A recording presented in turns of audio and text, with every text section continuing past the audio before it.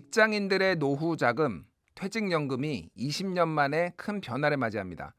쥐꼬리 수익률이라는 오명과 영세 사업장의 체불 문제를 해결하기 위해 노사정의 의무화와 기금형 도입이라는 큰 그림에 합의를 했는데요. 오늘 이 시간에는 이번 합의가 갖는 구조적 의미와 해외 사례를 통한 발전 방향, 그리고 남은 과제들을 이영주 연금박사 상담센터 대표와 짚어보겠습니다. 대표님 안녕하세요. 안녕하세요. 이영주입니다.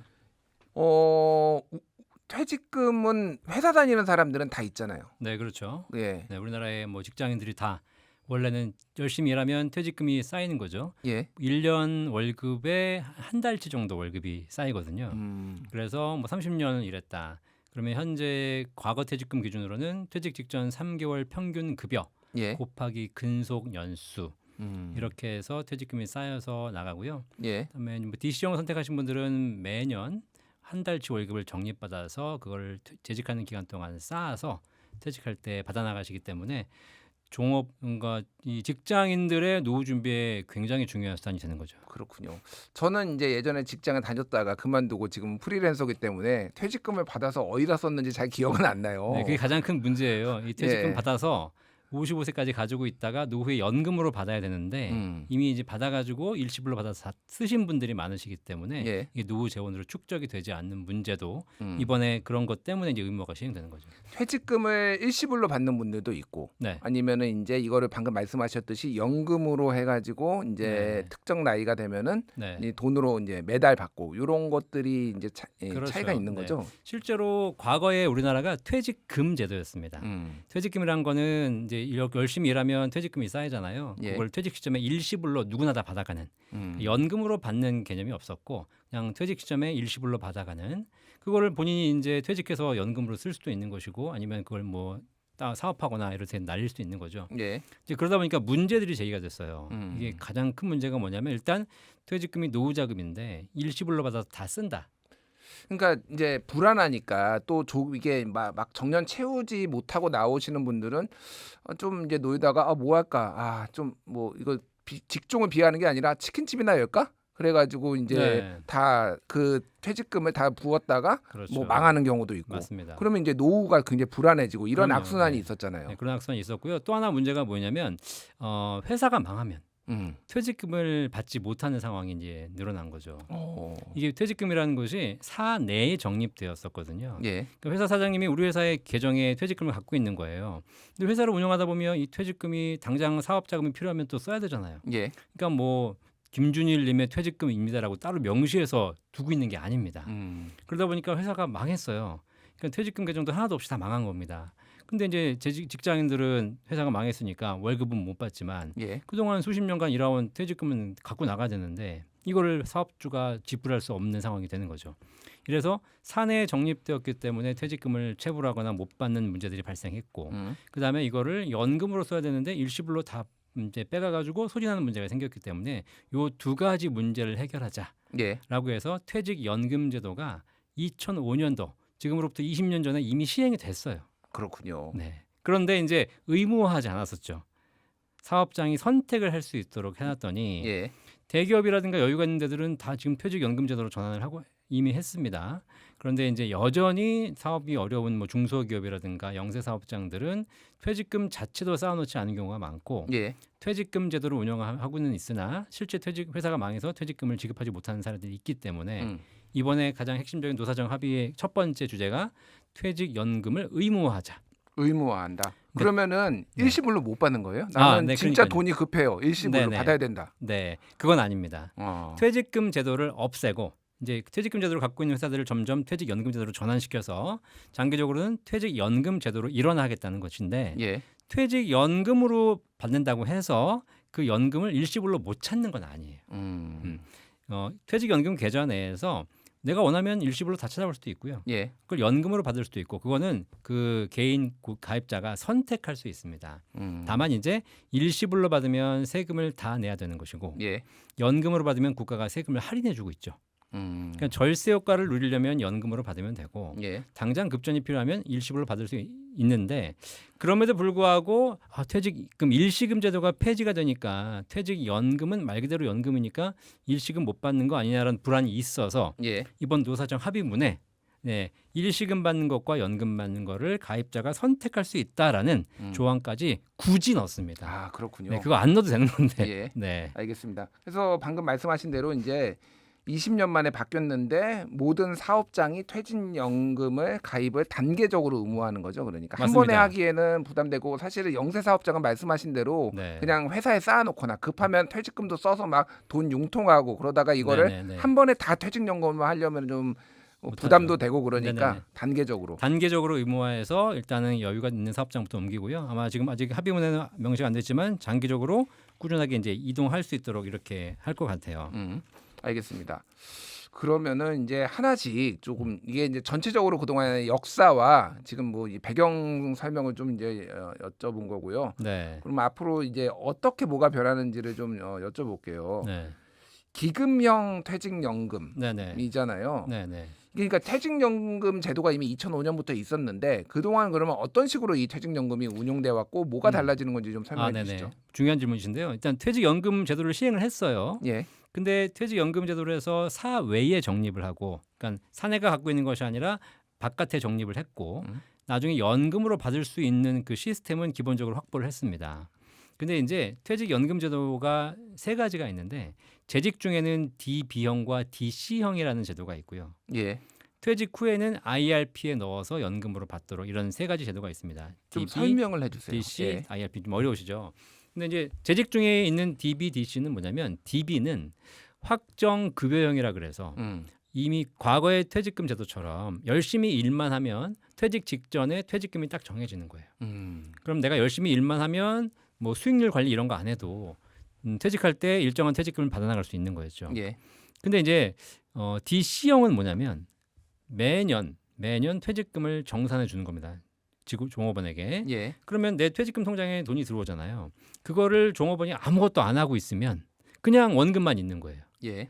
근데 이제 물가는 오르고 여러 가지가 또 상황이 바뀌기 때문에 이걸 운용을 해야 되잖아요. 그래서 DC형은 확정 기여형이라고 해서 기여하는 금액, 들어오는 금액은 정해져 있는데 그걸 종업원이 운용을 해야 되는 거예요. 종업원이 직접 해야 되는 직접 거야? 운용을 해야 됩니다. 내가? 네, 어. 내가 마치 우리 증권사에다가 뭐 펀드를 개설해서 사고 팔고 하듯이 예. 실제 내 퇴직연금 계좌에 들어가서 올해 퇴직금 300만 원 들어왔네. 예. 300만 원 내가 이걸로 펀드를 살까 뭐 예금을 할까 결정을 해야 되는 겁니다. 아, 주식을 살 수도 있네요. 그럼. 주식은 안 됩니다. 주식은 안 예, 되고요. ETF까지는 되는데 개별 주식은 현재 하지 않도록 되어 있습니다. 자, 이러다 보니까 고민을 해야 되잖아요. 예. 과거의 DB형 원래 퇴직금 제도에서는 운용을 따로 할 필요가 없었고 열심히 일만 하면 퇴직금이 쌓였거든요. 예. 근데 지금 DC형 도입한 퇴직연금 제도 내에서는 운용을 해야 돼요. 그럼 공부를 해야 될 거 아니에요? 공부해야 됩니다. 어. 그러니까 내가 직장에서 일도 해야 되는데 투자 공부도 해야 되는 거예요. 예. 그런데 이제 대부분의 종업원들이 들어오긴 들어오는데 어떻게 해야 될지 모르니까 그냥 방치를 해둔 거예요. 아. 그럼 방치하게 되면 어떻게 되냐면 기본적으로 안정적인 예금 중심으로만 운영됩니다. 예. 그러면 뭐 아시다시피 은행 예금이 사실 뭐 2% 3%대 저금리를 꾸준히 우리가 유지해 왔잖아요. 예. 그러다 보니까 내 퇴직금이 늘어나지가 않는 거예요. 물가 상승률에도 못 미치는 그렇죠. 뭐 이런 지금 내 퇴직금이 쌓여가고 있는 거네요. 맞습니다. 그래서 실제로 우리나라 퇴직연금 규모가 지금 한 450조 된다고 하는데 어마어마하네요. 어마어마하죠. 그중에 DB형을 포함해서 거의 대부분 한 85%가 예금에 묶여 있고요. 예. DC형 가입자 중에서도 절반 이상이 그냥 예금에 묶여 있습니다. 그러니까는 사실 물가 상승률을 해지하지 못하는 수준의 저조한 수익률을 보이고 있는 거죠. 그래서 아까 말씀하신 대로 뭐 쥐꼬리 수익률 뭐 이런 얘기가 나오는 거고 예. 사실 우리나라 국민들이 직장인들이 꽤 많고 그분들이 노후에 퇴직연금을 받아서 생활해야 되는데 이 노후 자금의 가장 중요한 축인 퇴직연금의 수익률이 안 나고 있으니 정부에서 보기 답답한 거죠 이제. 그죠? 어쨌든 노후에 뭐 목구멍이 포도청이라고 연금이 부족하고 그러면 결국은 이제 막 여러 가지 불만들이 생기잖아요. 예. 그래서 퇴직연금 수익률을 높여야 되겠다라고 해서 이런 정책 저런 정책을 시행해 봤는데 잘 안 돼서 이번에 또 하나 도입하기로 한 게 바로 기금형 퇴직연금입니다. 예. 이 기금형이 뭐냐면 지금까지는 종업원이 각자 계약형으로 본인이 금융회사랑 계약을 해가지고 어떤 펀드를 사겠습니다. 이렇게 해서 운영을 했어요. 예. 근데 이게 아니라 기금형이라는 게 뭐냐면 그냥 펀드로 모아서 국가가 혹은 정부가 일정한 기관을 설립을 해서 거기서 같이 운영을 해주겠다. 아. 이런 식으로 지금 기금형 퇴직연금 제도가 이번에 노사정 합의해서 결정이 됐습니다. 그렇군요. 그러면은 그 기관은 정부가 일단 관리하는 거니까 네. 뭐 정부의 감시 감독 아래에 있는 거니까 어느 그러겠죠. 정도는 네. 믿을만 하겠네요. 그러니까. 아무래도 뭐 민간에서 이제 선정된 사업자가 운영을 하겠죠. 그러니까 뭐 정부가 직접 대통령이 직접 그거 하고 있지는 않겠죠. 네, 그러니까 그럼요. 전문가들이 하겠죠. 그러니까. 네네네. 예. 실제로 지금 기금을 운용해서 퇴직연금을 관리하고 있는 게 이제 뭐가 있냐면 중소기업의 퇴직연금 푸른 씨앗이라는 예. 게 이미 있습니다. 푸른 씨앗이요. 예. 푸른 씨앗이라는 제도가 있는데 이게 뭐 한 10명, 20명밖에 안 되는 중소기업들은 퇴직연금을 도입을 해도 운용 자체를 할 줄 모르잖아요. 예. 종업원들도 뭐 10명, 20명인데 잘 모르시고 그래서 아예 그냥 기금으로 맡겨 주십시오라고 해 가지고 중소기업들의 퇴직연금 제도 푸른 씨앗이라는 제도를 운영하고 있거든요. 그런데 이 푸른 씨앗이 지난 3년간 연평균 수익률이 8% 9%가 났어요. 대기업에 있는 안정적으로 운영하는 퇴직연금 운용자들은 2% 나고 있는데 예. 중소기업의 퇴직연금은 8% 9% 나고 있는 거예요. 그러면 아무래도 이제 펀드나 뭐 ETF 이런 거에 투자를 했는데 최근에 시장이 좋다든지 네. 뭐 이러면은 더 수익이 높아지는 거겠네요. 그렇죠. 반대로 이제 손실을 볼 수도 있습니다. 예. 대신에 이제 기금으로 운용하기 때문에 기금으로 운용하게 되면 규모의 경제 효과라는 게 있어요. 이게 어차피 내가 운용을 해봐야 내가 뭐 퇴직금 한 500만 원, 1000만 원, 2000만 원 운영하는 거잖아요. 그런데 기금으로 가게 되면 5천억, 1조 이렇게 가게 됩니다. 예. 그러면 실제 기금으로 운용해서 성과를 내고 있는 게 국민연금 기금이잖아요. 국민연금이 한 1,000조 원 정도 되나요? 예, 지금? 지금 뭐 수익까지 합쳐서 거의 1,500조까지 육박했어요. 그러니까 이게 450조면은 어쨌든 국민연금 다음으로 큰 손이 되는 거네요, 여기가. 그렇죠. 근데 국민연금은 이제 1,500조, 1,700조, 2,000조까지 갔다가 한 2040년이 지나면 연금 수령자가 늘어나기 때문에 기금이 점점점 이제 감소하는 추세거든요. 예. 반대로 퇴직연금은 계속 올라가는 추세예요. 그러겠네요. 네. 그러니까 실제로 퇴직연금이 앞으로 점점 커질 텐데 이런 부분에 퇴직연금이 전부 은행 예금에만 묶여 있는 것이 국가 산업 발전에도 안 좋은 거죠. 어떻게 보면. 그렇게 좀 생산적인데 기업 활동에 조금 더 도움이 되면은 그것도 좋고 그러니까요. 수익률이 좀 더 높아지면은 그거는 개인한테도 좋고 네. 다 좋은 거네요. 네, 그래서 현재 그런 부분이 묶여 있기 때문에 이거를 개인에게 계약형 제도로 맡겨서는 앞으로 퇴직연금 수익률이 잘 안 올라가겠다. 이거를 아예 그냥 기금으로 하자라고 해서 이번에 노사정 합의에서 기금형 퇴직연금 제도를 도입하기로 확정했습니다. 그렇군요. 이게 일각에서는 지금 이재명 정부가 이 주식시장 부양에 굉장히 네, 정상화 부양에 네. 굉장히 노력을 하고 있고 네네네. 그래서 이 퇴직연금에 좀 이제 정치적 용어를 쓸게요. 퇴직연금에 눈 뜨고 들여가지고 아, 네네. 은행에 잠자고 있는 거 이거를 네. 싹 끌어와가지고 지금 네. 주가를 올려보겠다. 네, 그래서 네. 정권의 치적으로 만들어보겠다. 뭐 이런 네. 비판을 하시는 분들도 있어요. 이건 어느 정도 네. 타당한 건가요? 결론적으로 퇴직연금의 기금화가 이제 시행이 되면 음. 주식시장에는 굉장히 긍정적인 영향이 될 겁니다. 그리고 450조가 어쨌든 뭐 다는 그렇죠. 아니더라도 우리나라 주식시장에 상당하게 들어올 거 아니에요. 그렇죠. 네. 근데 결론적으로는 그렇게 될 거기 때문에 만약에 지금 뭐 그렇게 뉴스를 생산하다 보면 이게 뭐 정권의 치적이고 뭐 주식 시장을 부양하기 위해서 퇴직연금 제도를 뭐 악용한다 이런 얘기를 하실 수는 있겠죠. 예.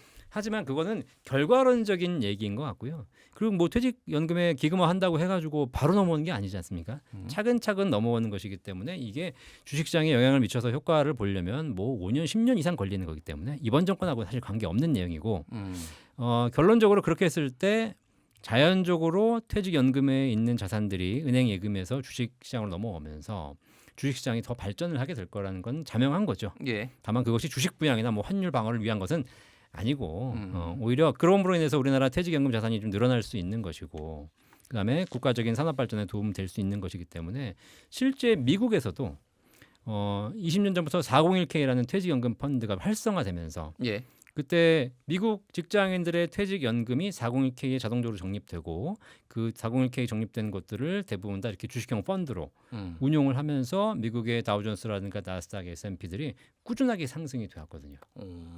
그래서 뭐 이미 우리나라도 뭐 서학개미 이런 거 들어보면서 뭐 주식 많이 하셨지만 그 예. 전부터 이미 나스닥이나 S&P는 이런 퇴직연금 자산을 통해서 많이 성장을 해왔습니다. 그렇군요. 우리나라가 꼭 그 뒤를 따라간다는 보장은 없지만 그래도 일부분 퇴직연금 자산이라는 엄청난 돈이 주식시장으로 유입된다면 결국은 여러 가지 면에서 긍정적인 효과가 있을 거라고 생각해요. 그렇군요. 이제 주식 시장이 이제 큰 길게 장기적으로 보면은 이제 항상 우상향을 해왔어요. 네, 하지만은 특정 기간으로 보면은 뭐 하루에도 이렇게 맞습니다. 오락내락하고 네, 예를 들면 뭐 2008년에 글로벌 금융위기라든지 막 이렇게 네, 출렁일 때가 있잖아요. 네. 그럼 특정 기간에 만약에 내 퇴직연금이 많이 몰려있을 경우에는 엄청난 손실을 보거나 뭐 이럴 가능성도 그렇죠. 배제할 수 없는 거네요. 네, 그러니까 기금형으로 운영한다고 해서 무조건 플러스가 나는 건 아니라 손실이 날 가능성도 충분히 있는 거죠. 그리고 말씀하셨듯이 좀 운 나쁘게 고점에 내 퇴직금이 들어가서 예. 내가 퇴직금을 뺄 때는 저점이었다. 그럼 손실을 볼 수는 있죠. 근데 당연히 이제 그 부분은 충분히 인지를 하셔야 되는 것이고, 그래서 기금형 지금 퇴직연금 제도를 도입하면서 이 기금형을 그냥 의무적으로 하는 건 아니라고 또 합의를 못 박았어요. 예. 그 가입자가 선택할 수 있습니다. 어떤 선택을 할 수 있는 건가요? 내가 기금형을 할지 음. 개인적으로 계약형으로 지금과 똑같이 운영을 할지 선택할 수 있어요. 내가 직접 운용을 할 수도 있는 건가요? 그럼요, 네. 네. 그러니까 내가 직접 운영해서 할 수도 있고 기금형에 맡길 수도 있고. 음. 다만 제가 이제 투자를 오래 상담해본 입장에서 말씀드리면 계약형으로 직접 하시지 않습니까? 예. 그러면 일희일비해요. 아. 예, 뭐 오늘 주가가 올랐다 그러면 갑자기 퇴직연금 계좌를 또 펼쳐보면 또 올랐잖아요. 예. 좋다가 또 내일 갑자기 또 폭락했다 그러면 갑자기 또 보고 있으면 마이너스니까 또 우울했다가 이러면 합리적인 선택을 하기가 어렵거든요. 예. 다만 이제 그래서 기금형으로 운영하게 되면 내가 직접 하는 게 아니지 않습니까? 예. 그래서 그냥 묻어두고 잊어버릴 수 있는 것이죠. 그렇군요. 예, 그래서 사실 뭐 수익률이 기금형이 더 잘 난다라고 얘기하기는 쉽지 않으나 예. 그래도 기금형에 운용하게 되면 장기 투자를 하는 데는 더 유리하다라고 그렇군요. 보시면 되겠습니다. 내가 워렌 버핏 뺨치는 전문 투자가 정도의 실력을 가졌다. 뭐 네. 이러면은 이제 개인이 직접 하는 거고. 그렇죠. 그게 아니라면 그냥 뭐 좀 전문가들한테 맡기는 게 낫겠네요. 네, 뭐 어떤 전문가들이 맡게 될지 모르겠지만 아무래도 투자하는 데 있어서 개인이 정보 면에서 여러 가지 면에서 좀 뒤처지기 때문에 전문가들에게 맡기는 게 조금 더 좋을 것이고요. 그렇게 해서 운영하게 되면 조금 퇴직연금이 올라가지 않을까요? 그럼 언제부터 받아요? 퇴직연금이요. 예. 퇴직연금은 55세 이후부터는 언제든지 연금으로 개시할 수 있는데요. 내가 필요하면 55세 개시하면 되는 것이고, 그다음에 연금으로 개시한 이후에도 남은 금액은 또 운용을 할 수 있습니다. 예. 그리고 뭐 60세, 70세 언제든지 필요한 시점에 받을 수 있거든요. 근데 안타깝게도 이번에 기금형 퇴직연금 운용하는 제도는 퇴직 이후에 IRP로 퇴직금을 받으신 분들은 기금형을 선택할 수 없어요. 아 그래요? 예, 이번 이미 이제 특정 금융사에서 IRP 계좌를 만들고 거기에 또 이제 절세도 많이 되잖아요. 네, 세금 네, 네. 많이 깎아주잖아요. 네. 그러면 안 돼요? 안 그거는? 됩니다. 그거 다 해지하고 나 여기 들어가고 싶어 이거 안 돼요? 지금 기금형 퇴직연금에 있어서 뭐 앞으로 어떻게 바뀔지 모르겠지만 이번 노사정 합의문에 따르면 재직 중에 DC형 퇴직연금을 운영하신 분들만 기금형 퇴직연금을 선택할 수 있다라고 지금 돼 있기 때문에 재직 중이신 분들, 예. 내 회사 퇴직금 통장에 DC형에 들어 있는 분들은 저는 기금형으로 운영하겠습니다라고 선택할 수 있지만 퇴직을 해서 퇴직금을 수령해서 이미 재직자가 아니신 분, 예. 그다음에 내가 개인적으로 연말정산 세액공제 받기 위해서 불입한 돈, 요거는 현재로서는 기금형을 선택하기는 아직 좀 안 된다. 요거는 제도가 조금 더 개선되거나 또 보완될 필요가 있을 것 같긴 합니다. 그게 뭐 이제 이미 많은 돈이 또 그런 금융회사에 또 들어가 있는데 이게 좀 흔들릴 수도 있고 네. 뭐 금액들이 좀 다 천차만별이니까 여러 가지 좀 고려할 부분들이 있었을 것 같은데 네. 이번 개편안과 맞물려 주목받는 것이 개인 투자용 국채라는 네. 게 있는데 오늘 네네. 9월부터 네. 퇴직연금 계좌로도 매입이 가능해진다라는 거잖아요. 네. 국채는 일반적으로 안전적이지만은 수익률이 네. 좀 상대적으로 낮은 편이다. 네. 예금보다는 높지만은 좀 낮은 편이다. 뭐 이렇게 보는데 이런 거를 도입하는 이유는 뭔가요?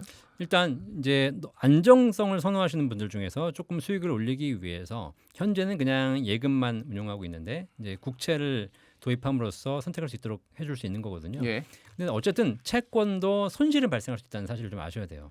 채권이라는 게 금리에 연동하기 때문에 금리가 떨어진다면 내 채권 수익률이 더 올라가지만 반대로 금리가 오른다면 내 채권 수익률은 마이너스가 될 수도 있다. 예. 물론 만기까지 보유하면 일정한 이자를 받을 수는 있지만 사실 채권 투자하시는 분들이 만기까지 보유하기도 쉽지 않거든요. 무슨 30년 예, 뭐 이게 20년, 국채 이런 30년. 거. 예. 예, 그렇기 때문에 사실 그런 것들 좀 잘 판단해 보셔야 될 것 같고요. 음. 그런 거 어렵다? 그러면 기금형으로 하시면 마음 편하지 않을까라는 생각을 하고 있습니다. 그렇군요.